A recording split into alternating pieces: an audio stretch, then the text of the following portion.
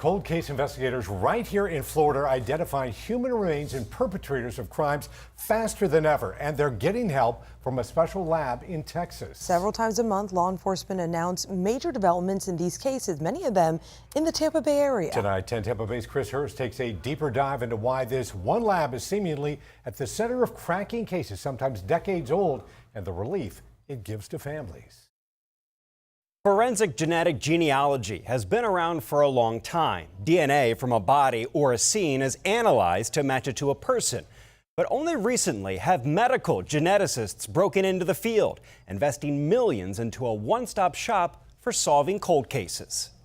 For more than 50 years, detectives in St. Petersburg were stumped to identify a woman found dead, stuffed inside a trunk on Halloween and left in brush near 38th Avenue South and 34th Street. She had been obviously murdered and wrapped in plastic and put inside a trunk and left on the side of the road. Wallace Pavelski is the cold case detective for St. Pete Police. No identification on her, no one knew her locally, so it was kind of a mystery from the start. It was 1969, and with no modern technology, leads quickly dried up. The mystery of the woman's identity and her killers were part of police lore. So when I came on, it was kind of when you went in the evidence room, there was a big crate up there and said, this is the trunk case. If you can solve that, it'd be great for the agency. But no one really ever thought we had a chance of solving it. Fast forward to a year ago, when police went from no chance to crack the case, Sylvia June Atherton, she was killed when she was 41 years of age, to finally giving Sylvia Atherton's name back. So how did they do it? So I started that process with Othram, speaking with them, and then taking a look at the samples that we had at the medical examiner's office. Nearly a dozen cold cases in the Tampa Bay area have been cracked with help from Othram, a private lab hundreds of miles away in Houston. Because they've been at the center of so many major developments for Florida cold cases, we had to see what they do up close. What is it that you do here? So we've built the only purpose-built laboratory in the world to identify victims and perpetrators from crime scenes. The process starts with a source of DNA. If detectives have the skull of a cold case victim, they usually remove the petrous part of the inner ear bone because it doesn't degrade as fast as other bones. The fragment is pulverized, mixed with a solution, then spun in a centrifuge to isolate the DNA. We've made it predictable, and we've created partnerships with law enforcement agencies across the United States, hundreds of law enforcement agencies over the last few years. Othram is the first company to invest in the most advanced technology available to solve crimes, getting hits on samples no one knew how to test before. I don't believe in closure when something really terrible happens to someone, but I do believe that the truth allows people to be able to turn the page to the next chapter of their life, to stop seeking those answers and to be able to move forward. I was a little mind blown, to be honest with you, and especially as I learned more about the story, it just got a little crazier and crazier.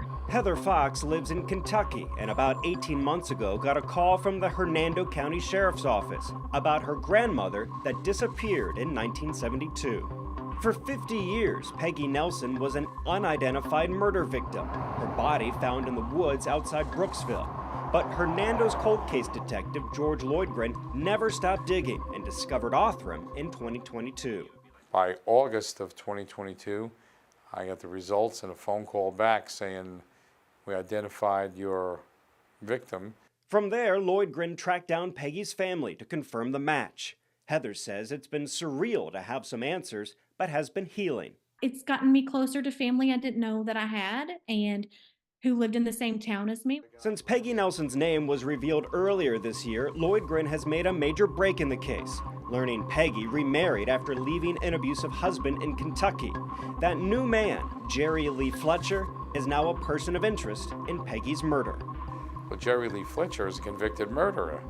And Jerry Lee Fletcher, we know, at least killed 2 young girls. Fletcher died in prison 10 years ago. Lloydgren is trying to place Peggy and Fletcher at this motel on Nebraska Avenue in Tampa around the time Peggy was killed. He's hoping more tips come in to finally solve her murder. I was like blown away. This poor lady didn't have a chance. She left that one relationship, ended up with a murderer. The information is powerful enough to reopen old wounds, but for Heather Fox, she says she's glad they identified her grandmother. This could help a lot of people get answers, you know, that they've desperately wanted, just like our family.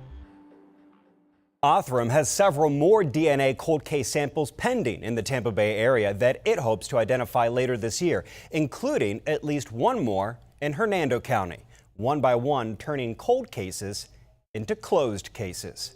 Chris Hurst, 10 Tampa Bay.